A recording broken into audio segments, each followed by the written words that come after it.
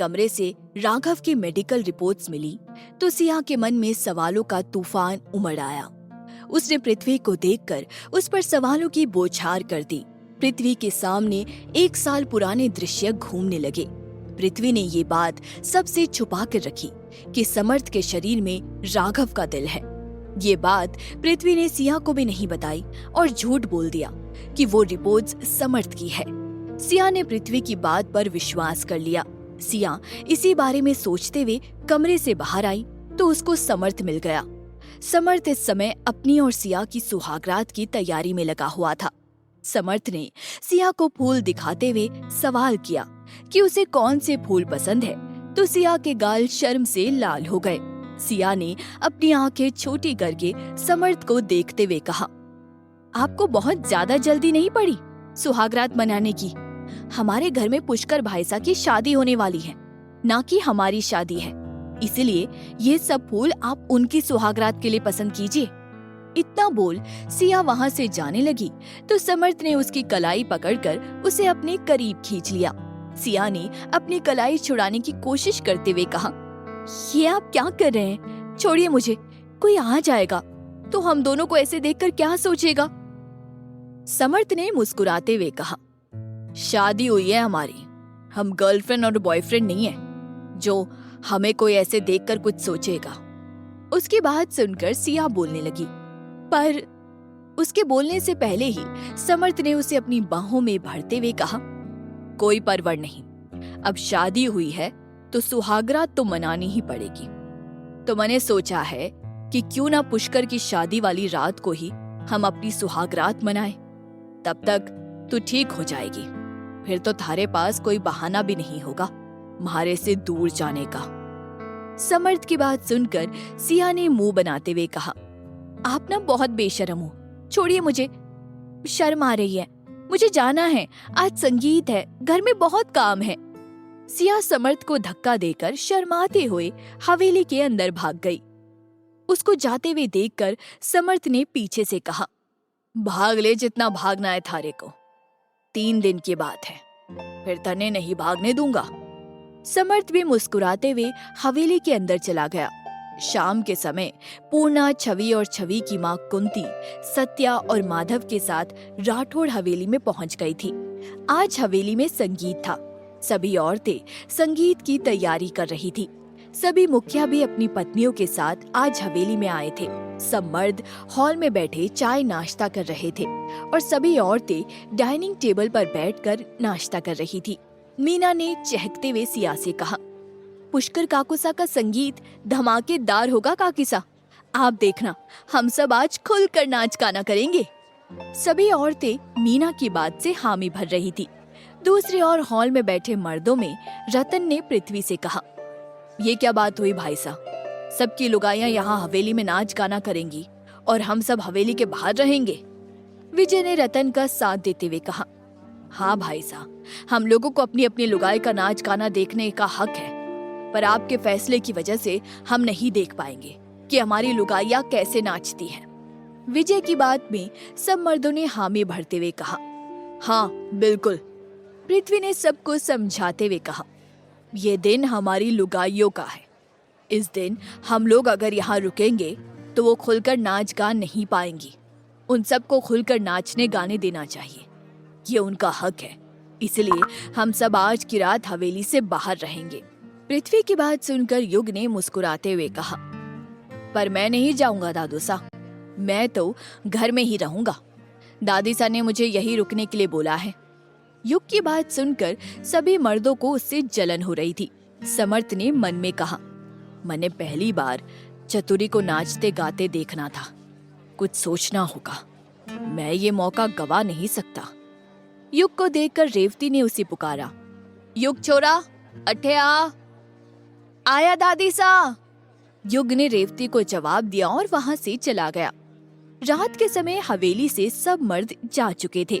सब मर्दों के रहने का इंतजाम आज हवेली के बाहर गार्डन में किया गया था और औरतों के खाने पीने और सोने का प्रबंध हवेली में किया गया था।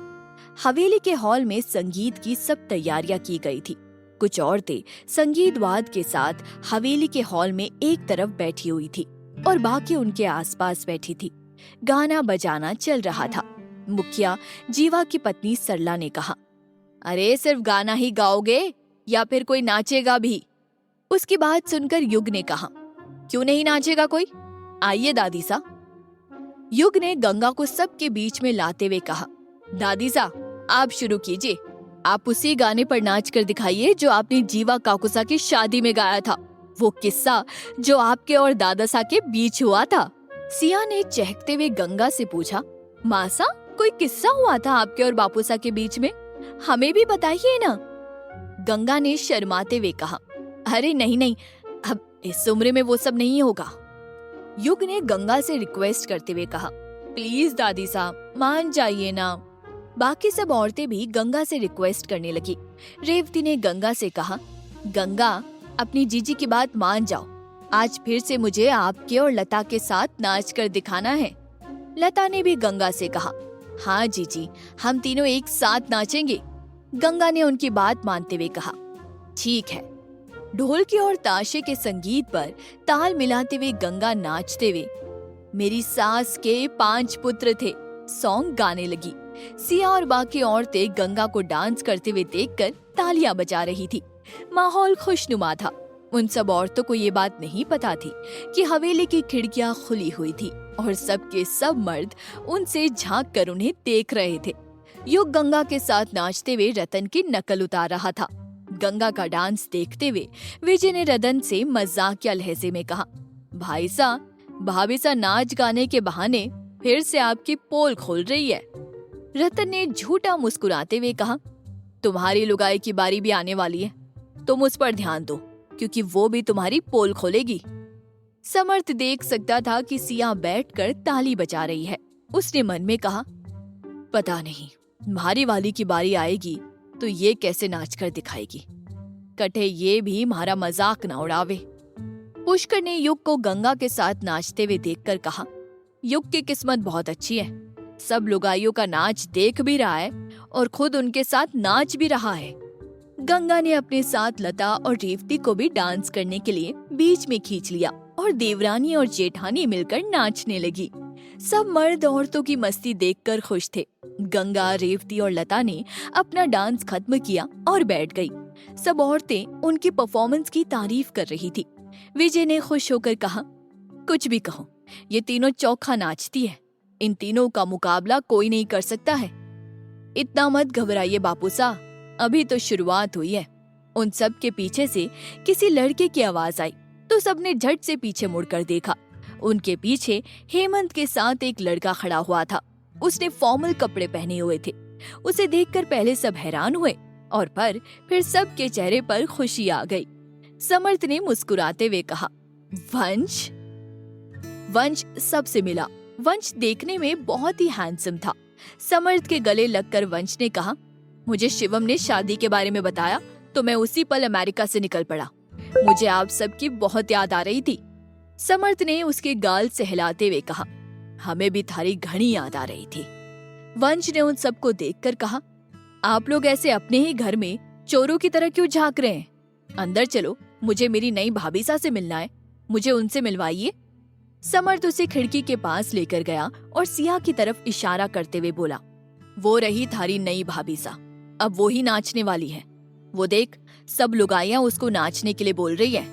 वंश ने समर्थ की बात सुनकर कुछ सोचते हुए कहा, ये घर में भाभी सा की पहली डांस परफॉर्मेंस होने वाली है और हम सब अच्छे से देख भी नहीं पाएंगे। दैट्स नॉट गुड, हमें कुछ करना होगा। समर्थ ने झट से सवाल किया, थारे पास कोई तरीका है के अंदर जाने का? समर्थ की बात सुनकर सब मर्द वंश की ओर उम्मीद भरी नजरों से देखने लगे तो वंश कुछ सोचते हुए बोला, एक तरीका है अंदर जाने का।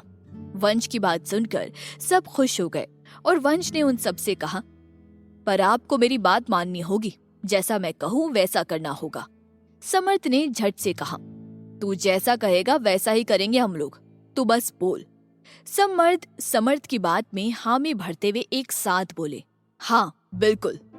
वंश के चेहरे पर अचानक से शरारती मुस्कान आ गई। दूसरी ओर हवेली के अंदर मीना सिया को खींचकर बीच में ले आई और उसने कहा, अब हमारी नई काकी सा नाच कर दिखाएंगी। सिया ने हिचकिचाते हुए कहा। अरे मैं कैसे? रेवती ने उंगली दिखाते हुए कहा। बींदनी, आज कोई बहाना नहीं चलेगा, चुपचाप नाच के दिखाओ, ये हुकुम रानीसा का हुकुम है। युग ने सिया से कहा। काकी साहब चिंता मत कीजिए, जैसे मैंने रतन दादू सा की एक्टिंग की है वैसे ही मैं समर्थ काकू सा की एक्टिंग भी कर सकता हूँ। आप डांस शुरू कीजिए, हम दोनों धमाल मचा देंगे आज। सभी औरतें सिया से रिक्वेस्ट करने लगी तो सिया मान गई। सिया भी ढोल ताशे के संगीत की ताल पर नाचने लगी। सिया इडियट है मेरा बनना गाना गाते हुए डांस करने लगी। दूसरी ओर सभी मर्द दुपट्टा ओढ़कर हवेली में आ गए थे। हवेली के अंदर आकर वो सब औरतों में छुपकर बैठ गए। सिया को डांस करते देखकर सभी मर्द अंदर ही अंदर समर्थ पर हंस रहे थे। ऊपर से युग समर्थ की नकल उतारते हुए सिया के साथ डांस कर रहा था। समर्थ ने सिया को देखते हुए मन में कहा, चतुरी तू इतना अच्छा डांस कर रही है, उसमें भी हमारा मजाक उड़ा रही है, मैं अब तने छोड़ूंगा नहीं। सिया के साथ युग समर्थ की एक्टिंग करते हुए पागलों के जैसे नाच रहा था। उसे देखकर सब हंस रहे थे, वही समर्थ को गुस्सा चढ़ रहा था। हॉल में इतनी मस्ती चल रही थी और सिया के कमरे में पड़ा उसका फोन बार बार रिंग कर रहा था। उसे बार बार केशु का फोन आ रहा था। दूसरी ओर केशु गाड़ी ड्राइव करते हुए कहीं जा रहा था। वो काफी घबराया हुआ था।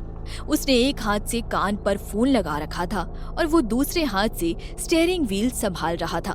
केशु ने बौखलाते हुए खुद से कहा, ये सिया को हो क्या गया है? ये मेरा फोन क्यों नहीं उठा रही है? सिया फोन उठा लो, उन लोगों को तुम्हारा सच पता चल गया है। वो लोग अपने मकसद में कामयाब हो गए तो तुम फिर से अपना प्यार खो दोगी। केशु का ध्यान फोन पर था, इसीलिए उसने सामने ध्यान नहीं दिया और उसकी गाड़ी एक ट्रक से टकरा गई और केशु का एक्सीडेंट हो गया। राठौड़ हवेली। सिया और युग नाच रहे थे कि तभी एक घूंघट वाली औरत उनके साथ नाचने लगी। सिया नाचते हुए उस औरत से टकराई और उसका बैलेंस बिगड़ गया। उस औरत ने घूंघट ओढ़ रखा था, पर जैसे ही सिया गिरने को हुई उस औरत ने उसकी कमर में हाथ डालकर उसे संभाल लिया। सिया उस औरत की बाहों की आगोश में आकर चौंक गई। सिया ने मन में कहा, समर्थ जी, हे राम जी, मैं तो इनका ही मजाक उड़ा रही थी, अब क्या होगा? क्या करेगा समर्थ अब सिया के साथ? किसे पता चल गया है सिया का राज? क्या होगा जब समर्थ को पता चलेगी सिया की सच्चाई? जानने के लिए सुनते रहिए महारी चांद कवर, सिर्फ पॉकेट एफएम पर।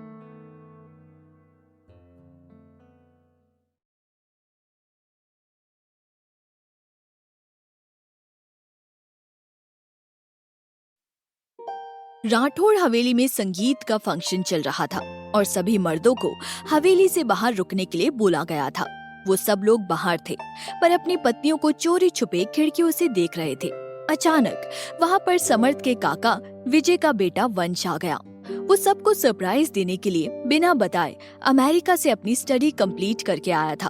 उसने सबको हवेली के अंदर जाने का एक आइडिया बताया। वो लोग घूंघट ओढ़कर हवेली के अंदर आ गए और सब औरतों के बीच छुपकर सिया की डांस परफॉर्मेंस देखने लगे। युग सिया के साथ समर्थ की एक्टिंग करते हुए डांस कर रहा था। समर्थ से रहा नहीं गया और वो घूंघट के साथ उनके पास आकर डांस करने लगा तो सिया ने उसे पहचान लिया। सिया ने उस घूंघट वाली औरत को गौर से देखकर डरते हुए मन में कहा, हे राम जी, समर्थ जी यहाँ। सिया उस औरत से छूटकर वहाँ से अपने कमरे की ओर भाग गई। उसे ऐसे भागते हुए देखकर सब हैरान थे। गंगा ने सिया को भागते हुए देखकर सवाल किया, ये बींदनी को क्या हुआ? युग ने भी सवाल किया, काकी सा अचानक से डरकर भाग क्यों गई? ऐसा क्या हुआ? तभी औरत बने समर्थ ने अपना घूंघट हटाते हुए युग से कहा, वही जो अब तने होवेगा। समर्थ को देखकर सब चौंक गए। युग ने डरते हुए कहा, काकोसा। युग भागने लगा तो समर्थ ने उसका हाथ पकड़ लिया। युग ने खुद को छुड़ाने की कोशिश करते हुए कहा, छोड़िए काकोसा। समर्थ ने आंखें छोटी करके उसे घूरते हुए कहा, कट्ठे भाग रहा है, महारी और नकल ना उतारनी है तने। युग ने माफी मांगते हुए कहा, सॉरी काकोसा। समर्थ ने युग को छोड़ते हुए कहा, तने तो फिर कभी देखूंगा, पहले थारी काकीसा को देख लूं। समर्थ सिया के पीछे चला गया। उसके जाते ही युग ने चैन की सांस लेते हुए कहा, बच गया। रेवती ने माथे पर हाथ रखते हुए कहा, ये समर्थ भी ना। अचानक से युग को कुछ याद आया और उसने कहा, दादी सा, समर्थ काकू सा यहाँ कैसे आए? युग की बात सुनकर सभी औरतें सोच में पड़ गई थी कि तभी गंगा का ध्यान अपनी बगल में खड़ी औरत की ओर गया। रेवती ने सोचते हुए कहा, ये समर्थ यहाँ किस तरह आया? सारी औरतें सोच में डूब गई। तभी अचानक से गंगा की नजर अपनी बगल में खड़ी औरत पर पड़ी। उस औरत ने चेहरे पर घूंघट ओढ़ रखा था, लेकिन नीचे जीन्स और मर्दों वाले लेदर बूट्स पहने हुए थे। गंगा ने उस औरत को सामने लाकर उसका घूंघट हटाते हुए कहा, जिस तरह ये ठाकुर वंश यहाँ आया जीजी। वंश को देखकर सभी औरतें हैरान हो गई। वंश ने उन सबको देखकर स्माइल करते हुए कहा, खम्मा घड़ी। लता ने मुंह बनाते हुए कहा, हे राम जी, छोरा तू कब आया और ये सब क्या है? वंश कुछ बोलता उससे पहले ही रेवती ने कहा, ये अकेला नहीं होगा, यहाँ बाकी लोग भी होंगे। सरला ने एक तरफ घूंघट ओढ़े खड़ी औरतों को देखते हुए कहा, हुकुम रानी सा, सही कहा आपने, यहाँ पर इनकी सारी पलटन मौजूद है। सब औरतें घूंघट ओढ़े मर्दों को देखने लगी। रेवती ने हाथ बांधते हुए कहा, हुकुम सा, अब ये नाटक खुद भी बंद कीजिए और बाकी सबको बोलिए घूंघट हटा दे। सब मर्द घूंघट उठाकर सामने आ गए। औरतें उन्हें आंखें छोटी करके देखने लगी।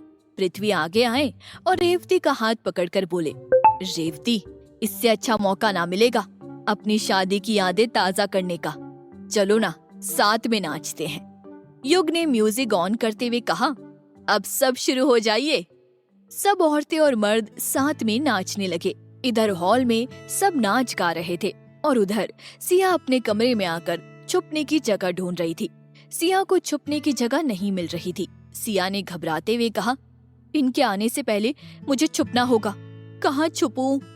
सिया अलमारी के पीछे छुपने के लिए आगे बढ़ी कि तभी किसी ने उसका हाथ पकड़ लिया। सिया की सांस वहीं रुक गई और उसकी धड़कन तेज हो गई। उसने अपनी आंखें बंद कर ली। उसमें बिल्कुल भी हिम्मत नहीं थी कि वो पीछे मुड़कर देख सके। समर्थ ने उसका हाथ पकड़कर उसे घुमाकर अपने सीने से लगा लिया। सिया ने अभी भी आंखें बंद कर रखी थी। सिया के गाल को पकड़कर ऊपर करते हुए समर्थ ने पूछा, अब क्यों डर रही है चतुरी? जब हमारी झूठी बुराई कर रही थी तब तो ना डरी। सिया के दिल की धड़कन तेज हो गई थी। समर्थ उसके खूबसूरत चेहरे को देख रहा था, जिसे देखकर उसके दिल में भी हलचल मच रही थी। सिया ने अपने एक हाथ में अपना घाघरा पकड़ रखा था और दूसरा हाथ समर्थ के हाथ में था। समर्थ की बात सुनकर सिया ने आंखें खोली और मुंह बनाते हुए बोली, सॉरी। समर्थ ने मुस्कुराते हुए कहा, अब पछताए होत क्या, जब चिड़िया चुग गई खेत। समर्थ अपना हाथ सिया की पीठ पर लेकर गया और उसका पल्लू सिर से उतार दिया। सिया सहमी हुई नजरों से समर्थ के हैंडसम चेहरे को देख रही थी। समर्थ ने सिया के ब्लाउज की डोरी खोल दी। डोरी खोलते ही सिया का गोरा चेहरा शर्म से लाल हो गया। सिया ने झट से समर्थ से दूर होकर उसकी ओर पीठ कर ली। समर्थ ने सिया का दुपट्टा खींचकर उसको फिर से अपनी बाहों में भर लिया। सिया का दुपट्टा उसके बदन से अलग करके समर्थ ने सिया से कहा, आज कबूतरी पिंजरे में आ ही गई। समर्थ की बात सुनकर सिया शर्माते हुए थोड़ा सा मुस्कुराई। फिर समर्थ ने सिया की गर्दन पर अपने होठों को रख दिया। समर्थ सिया की गर्दन के अगल बगल किस कर रहा था। सिया ने अपनी आंखें बंद कर ली थी और वो बस समर्थ के होठों का एहसास अपनी गर्दन पर महसूस करके सिहर रही थी। दूसरी ओर केशु की गाड़ी का एक्सीडेंट जिस ट्रक से हुआ, उसमें से तेज प्रताप और राणावत एक साथ उतरे। केशु के सिर से बहुत खून बह रहा था। केशु ने आधी खुली आंखों से उन दोनों को अपनी ओर बढ़ते हुए देखकर कहा, ये सही नहीं है। सिया की लाइफ में बहुत मुश्किल से प्यार आया, उससे उसका प्यार दूर नहीं हो सकता। तेज प्रताप और राणावत उसके पास आए। उनके पीछे और गाड़ियां भी थी। उन गाड़ियों से कुछ आदमी निकले और वहां पर घेराबंदी करके खड़े हो गए। केशु के सिर का खून उसके सिर से बहकर उसके चेहरे पर आ रहा था। केशु ने गहरी सांस लेते हुए कहा, तुम लोगों का मकसद कभी पूरा नहीं होगा। तुम लोगों को क्या लगता है कि वो वीडियो और सिया का सच ठाकुर सा को उससे अलग कर देगा? नहीं, बिल्कुल नहीं। मुझे पता है कि सिया और ठाकुर सा का प्यार सिया का सच जानने के बाद भी बिल्कुल नहीं घटेगा, क्योंकि सिया खुद सबको सच बता देगी और ठाकुर साहू से माफ भी कर देंगे। सिया अपनों की खुशी के लिए कुछ भी कर सकती है, लेकिन उन्हें दुखी नहीं कर सकती। राणावत ने केशु की बात सुनकर अपनी गन निकालकर उस पर गन पॉइंट कर दी और गुस्से में कहा, बहुत बोल रहा है ये। मैं तो कहता हूँ इसकी बोलती अभी बंद कर देते हैं। तेज प्रताप ने राणावत को रोकते हुए कहा, नहीं, अभी नहीं, अभी हमें इसकी जरूरत है। राणावत ने मुंह बनाते हुए कहा, इसकी अब क्या जरूरत है? ये मुसीबत ही बनेगा हमारे लिए। इसने मेरे घर में घुसकर हमारी सारी बातें सुन ली हैं। फ्लैशबैक।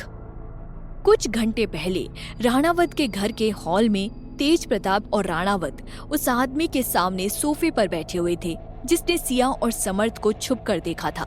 उस आदमी ने अपने फोन में सिया और समर्थ की वीडियो उन दोनों को दिखाते हुए कहा, मैंने आप लोगों का काम कर दिया है। राणावत ने उसको नोटों की गड्डी देते हुए कहा, ये लो तुम्हारा इनाम, और अब यहाँ से गायब हो जाओ। वो आदमी पैसे लेकर जैसे ही वहां से जाने के लिए मुड़ा, तभी उसके सिर में गोली लगी और वो वहीं गिर गया। उसको तेज प्रताप के पीछे खड़े आदमी ने गोली मारी थी। वो दोनों उस आदमी की लाश देखने लगे। तेज प्रताप ने लाश देखते हुए कहा, हर काम सफाई से करना चाहिए, कोई सबूत नहीं छूटना चाहिए। अब तेज प्रताप और राणावत शैतानों की तरह मुस्कुराने लगे। तेज ने मुस्कुराते हुए कहा, अब इस वीडियो के जरिए हम राजकुमारी सिया को बर्बाद कर देंगे। अब हम ऐसा जाल बिछाएंगे कि सिया खुद अपने प्यारे पति और परिवार को छोड़कर चली जाएगी। अगर उसने फिर भी ठाकुर समर्थ को नहीं छोड़ा तो हम ठाकुर समर्थ को उसकी असली पहचान के बारे में बता देंगे। तेज प्रताप की बात पूरी करते हुए राणावत ने कहा, और फिर ठाकुर समर्थ खुद उसे अपने हाथों से हवेली से बाहर निकाल फेंकेगा। वो बात पूरी करके तिरछा मुस्कुराने लगा। तभी दरवाजे के पीछे से कुछ गिरने की आवाज आई। सब चौंक गए। राणावत ने आवाज दी, कौन है वहां? तभी वहां से कोई भागा, जिसे देखकर उनकी आंखें बड़ी हो गई। तेज प्रताप ने हैरानी से कहा, ये तो राजकुमारी सिया का दोस्त केशु है, ये यहाँ क्या कर रहा है? राणावत ने गुस्से में कहा, लगता है कि इसने हमारी बातें सुन ली है। ये समर्थ की लुगाई तक पहुंच गया तो सब गड़बड़ हो जाएगा। तेज प्रताप ने गुस्से में अपने आदमियों से कहा, पकड़ो उसको, बच के ना जा पाए। उनके सब आदमी केशु का पीछा करने लगे। केशु राणावत के घर से निकलकर अपनी गाड़ी के पास आया और गाड़ी लेकर निकल गया। वर्तमान। तेज प्रताप ने केशु को गर्दन से पकड़कर कहा, राजकुमारी सिया से अपनी बात मनवानी है तो यह हमारे बहुत काम आएगा। इसने अभी अभी बोला ना, राजकुमारी सिया अपनों की खुशी के लिए कुछ भी कर सकती है। वो अगर खुद सच बता देगी तो हमारा प्लान फ्लॉप हो जाएगा, इसलिए हमें इसकी जरूरत होगी। इसको बचाने के लिए राजकुमारी सिया हमारी हर बात मानेगी। तेज प्रताप की बात मानकर राणावत ने अपने पीछे खड़े आदमियों से कहा, ले चलो इसे। केशु को गर्दन से पकड़कर तेज प्रताप ने उसका सिर विंड शीट पर दे मारा। विंड शीट टूट गई और केशु बेहोश हो गया। राणावत ने तेज प्रताप की ऐसी हरकत को देखकर मुंह बनाते हुए कहा, अभी तो तुम मुझे इसे मारने से रोक रहे थे, तो अब ये सब क्यों किया तुमने? तेज प्रताप ने केशु की खून से सने अपने हाथों को रुमाल से साफ करते हुए कहा, इसकी कंडीशन जितनी सीरियस होगी, हमारा काम उतनी जल्दी होगा। अब ले चलो इसे। वो सब केशु को लेकर वहां से चले गए। राठौड़ हवेली में समर्थ ने सिया को गोद में उठा लिया। सिया ने अपने हाथ समर्थ के गले में डाल दिए। समर्थ सिया को बेड पर ले गया। बेड पर लेटाकर समर्थ ने सिया का ब्लाउज कंधे से नीचे सरका दिया और सिया के कंधे पर अपने होठों को रख दिए।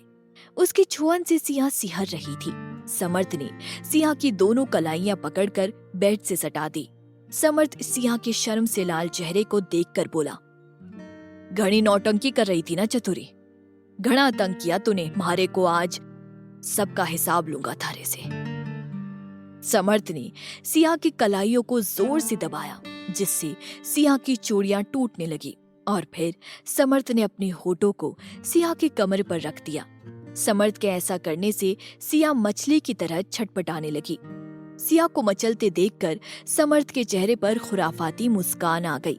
समर्थ ने हल्के से उसकी कमर पर बाइट किया तो सिया ने झट से कहा, अरे ये आप क्या कर रहे हैं? भूलिए मत, मेरे पीरियड्स खत्म नहीं हुए हैं। समर्थ ने सिया के चेहरे को अपने हाथों में लेते हुए कहा, इतनी चिंता मत कर, आज हद से पार नहीं जाऊंगा। सिया ने शर्माते हुए कहा, आपको देखकर ऐसा लग तो नहीं रहा है। सिया की बात सुनकर समर्थ ने मुस्कुराते हुए सिया के होठों पर अपने होठों को रख दिया। क्या अब सिया का सच समर्थ के सामने आ जाएगा? कैसे मिले राणावत और तेज प्रताप? क्या उनके बिछाए जाल में फंसकर सिया दूर हो जाएगी समर्थ से? क्या सिया बचा पाएगी अपने दोस्त को? जानने के लिए सुनते रहिए मारी चांद कवर, सिर्फ पॉकेट एफएम पर।